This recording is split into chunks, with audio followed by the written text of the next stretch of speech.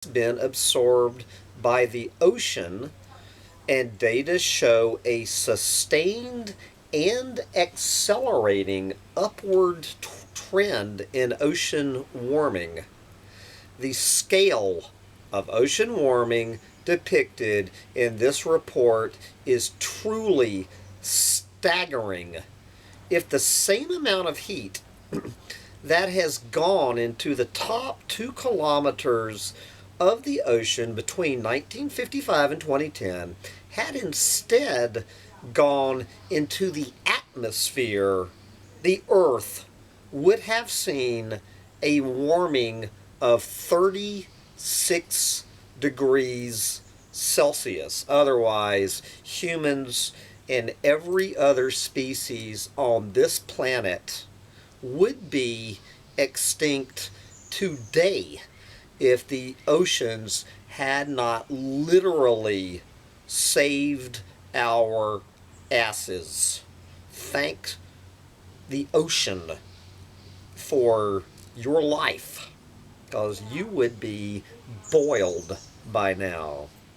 So this was study was compiled by 80 scientists in 12 countries. Good Lord, this goes on and on and on. I'm going to put the link to this so I think you get the point. Let's get to the very bottom of this. Okay, moving to the bottom of this long story, we should reflect that we are locking in a worrying warming trend in the ocean. The only ocean we have on the only world we know. Now is the moment to be wise and act. Although, of course, it says even if we went extinct today, this shit would keep going for probably centuries. Future generations will no doubt thank us for the wisdom of our deeds. In the end, it is perhaps poetic to turn to the words of Edward Young, whoever he is, "Be wise today, 'tis madness to defer." You got madness right. Okay, how is... This is the French news service. There's all sorts of these. This is just the French news services version of the same study. How are they spinning it? Warming oceans are sick, global scientists warn. Yes, they are. Global warming is making the oceans sicker than ever before, spreading diseases among animals and humans, and threatening food security across the planet. A major scientific report said on Monday. This is IUCN Director General Inger Anderson. Quote, "We all know that the oceans sustain this planet. We all know that the oceans provide every second breath we take. And yet, we are making the oceans sick." Yes. This is another one of the report authors. Quote, "The ocean has been shielding us, and the consequences of this are absolutely massive." As I was talking about, is we would be extinct if the oceans had not saved our asses. And then they just start, listing, just going through the laundry list of the, quote, "comprehensive and worrying set of consequences? You think so? And again, this just goes on and on. So let's get to the bottom of this. The report highlights the need for swift action.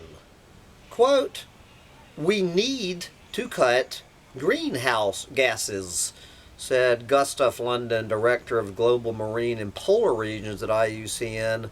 There is no doubt in all of our minds that we, meaning humans, are the cause of this. We know what the solutions are.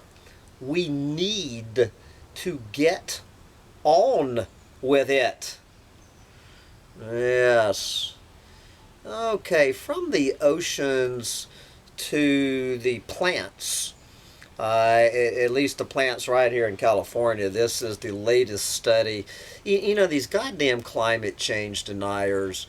One of the tribes members was talking about Mike Adams this morning, the health ranger, one of these ass-licking Alex Jones lieutenants. Perfect example of this. One of these goddamn clueless fucking moron climate change deniers, where they even go above and beyond talking about climate change being bad for this planet. You know, Mike Adams and probably Donald Trump claiming that climate change is good for the planet. That the more carbon dioxide we put into the planet's atmosphere, plants are going to love it. Bring on the burning of fossil fuels. The health ranger, Mike Adams, and these other fucking morons would say, well, let's look at the latest study looking into this claim. Here we go from ABC News. Can't get much more mainstream media than this. From ABC News. Future climate change does not make Earth greener. In the course of a 17-year experiment on more than 1 million plants, scientists put future global warming to a real-world test, growing California flowers and grasslands with extra heat, carbon dioxide, and nitrogen to mimic a not-so-distant, hotter future.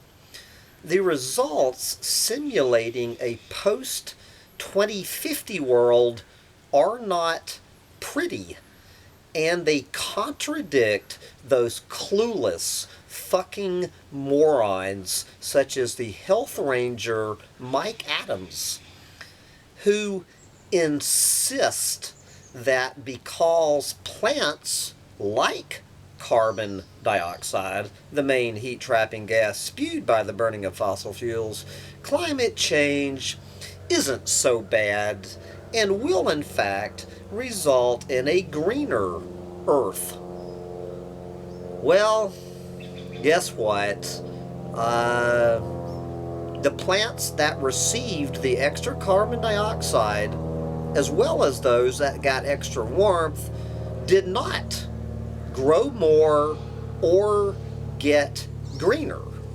They also did not remove the pollution and store more of it in the soil. Don't get me going on that one. This is according to study author Chris Field of Stanford University's Woods Institute for the Environment. In fact, plant growth tended to decline.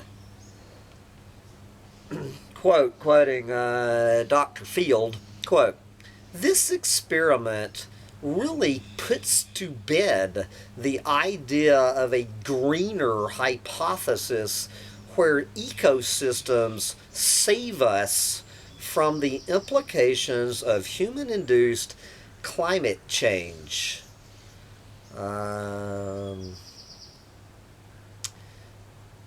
Let's see, this goes on and on. I've got a lot more to cover. Oh, and then they talk about another study backing up this study, getting to the bottom of this article.